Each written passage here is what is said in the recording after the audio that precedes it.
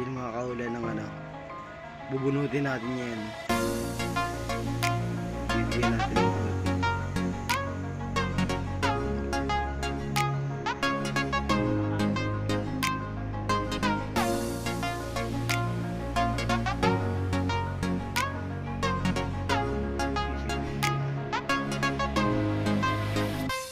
Sino makahula na ito, bibigay ko sa kanila to.